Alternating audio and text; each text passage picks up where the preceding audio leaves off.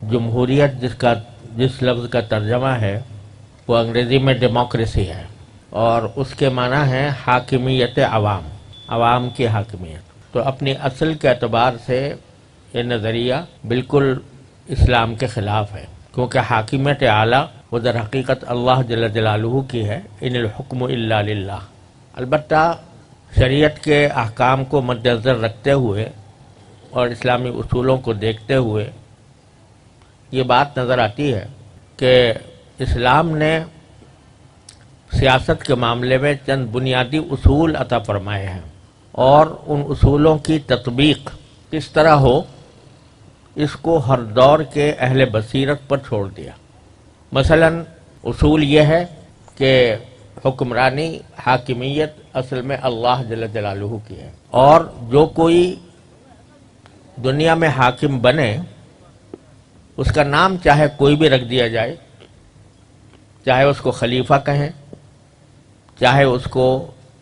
سلطان کہیں، چاہے اس کو ملک کہیں، اگر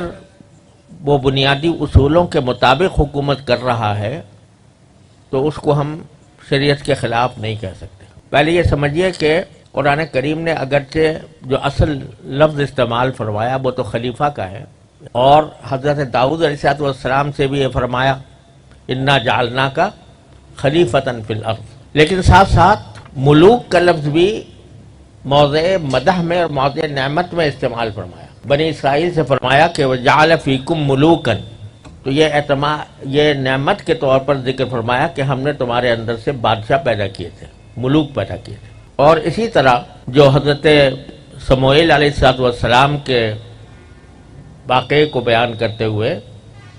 ان اللہ قد بعث لکم طالوت ملکا، طالوت کو ہم نے ملک بنا کر تمہارے پاس بھیجا، تو معلوم ہوا کہ اصطلاح چاہے خلیفہ کی استعمال کر لیں، چاہے ملک کی استعمال کر لیں، یا کوئی اور لفظ استعمال کر لیں، امیر کا لفظ استعمال کر لیں، صدر کا لفظ استعمال کر لیں، ناظم اعلیٰ کا لفظ استعمال کر لیں، لفظوں کے بارے میں شریعت نے ہمیں کوئی پابند نہیں کیا کہ حاکم کو ہمیشہ خلیفہ ہی کہو یا ہمیشہ ملک ہی کہو، لیکن اصل بات یہ ہے کہ وہ حاکم ایسا ہو جو قرآن و سنت کا پابند ہو۔ اس صورتحال کو مد نظر رکھتے ہوئے جب ہمارا آئین مرتب کیا گیا تو اس کی جو قرارداد مقاصد ہے، جو حضرت شیخ الاسلام علامہ شبیر احمد صاحب عثمانی رحمۃ اللہ علیہ اور ان کے رفقا، جن میں میرے والد ماجد رحمۃ اللہ علیہ بھی شامل ہیں، انہوں نے جو قرارداد مقاصد مرتب فرمائی سن 1948 میں، یعنی پاکستان بننے کے اگلے سال، وہ الحمدللہ آج تک کوئی اپنی جگہ سے ہلا نہیں سکا۔ اس کا کوئی لفظ آج تک باوجود بے شمار سیکولر لوگوں کے آنے کے اس کو کوئی تبدیل نہیں کر سکا۔ اس میں یہ تصور پہلے ہی سے موجود ہے کہ حاکمیت اعلیٰ اللہ جل جلالہ کی ہے، اور جو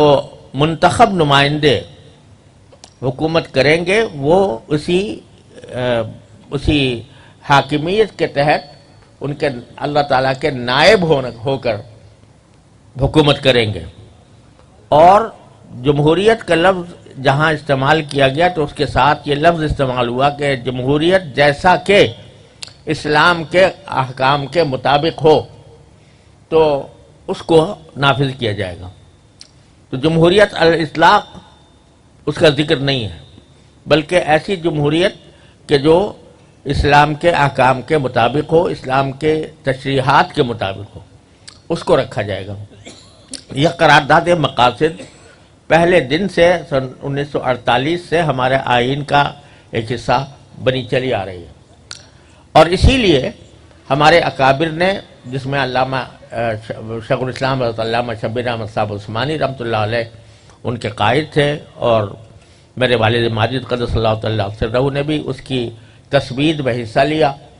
اور ہمارے دوسرے اکابر حضرت مولانا مفتی محمد حسن صاحب رحمۃ اللہ علیہ، حضرت مولانا محمد ادریس صاحب کانلوی رحمۃ اللہ علیہ، یہ سب حضرات اس کی تثبیت میں شریک تھے۔ اس لیے انہوں نے اس لفظ کو اس لیے گوارا کیا، جس کی میں نے بنیاد یہ عرض کی کہ اصطلاحات کے پھیر میں قرآن سنت نے ہمیں نہیں ڈالا، بلکہ ہمیں بنیادی اصول یہ مقرر فرمایا کہ قرآن و سنت کے مطابق ہو۔ اب ساری بات جو آ جاتی ہے وہ شخصیات پر آ جاتی ہے کہ وہ شخصیت اگر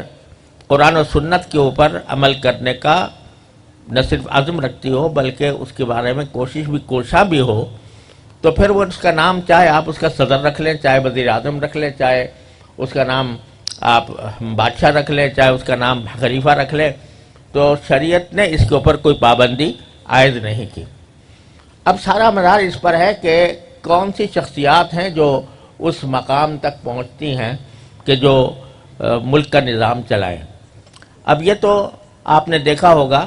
کہ قوانین بہت سے بنتے رہتے ہیں، لیکن قوانین کا بن جانا کافی نہیں ہوتا، بلکہ قوم کی اور عوام کی اور شخصیتوں کی تربیت کی ضرورت ہوتی ہے۔ وہ جب تک تربیت نہیں ہوگی تو اس وقت تک آپ صرف نام خلیفہ رکھنے سے معاملہ حل نہیں ہوگا کہ آپ خلیفہ کسی کو کہہ دیں اور وہ خلیفہ بن کر وہ ایسا یعنی بالکل کہنا چاہیے کہ استبداد کا پیکر بن جائے کہ اس کے بعد اس کے وہ جس کی زبان قانون بن جائے اور وہ جیسا چاہے وہ کرے، یہ اسلام کے مطابق نہیں ہے۔ نام چاہے خلیفہ رکھ لیا گیا ہو۔ اس کے برخلاف اگر آج فرض کرو اللہ تبارک و تعالیٰ اس بات کی توفیق دے دے کہ اچھی شخصیات وہ پہنچ جائیں، چاہے وہ وزیر اعظم کے نام سے ہوں، لیکن اچھی شخصیات اگر وہ جا کر آئین کے اوپر عمل کریں اور آئین کے تقاضوں کے اوپر عمل کریں تو کوئی وجہ نہیں ہے کہ اس میں اسلام کی نفاذ میں کوئی رکاوٹ پیدا ہو۔ تو اس لیے یہ کہنا کہ بھئی یہ جو آئین ہے یہ بھی مغربی جمہوریت کا چربہ ہے، یہ خیال غلط ہے، اور یہ کہنا کہ صرف خلافت ہی واحد راستہ ہے اسلامی حکومت کے قیام کا، یہ بھی درست نہیں ہے۔ جیسا میں نے عرض کیا کہ اللہ تبارک و تعالیٰ نے ہمیں جو ان موضوعات میں جن میں کہ زمانے کی تبدیلیوں سے فرق آتے رہتے ہیں، ان کے اندر ہمیں کسی خاص طریقے کا پابند نہیں کیا، بلکہ اصولوں کا پابند کیا ہے۔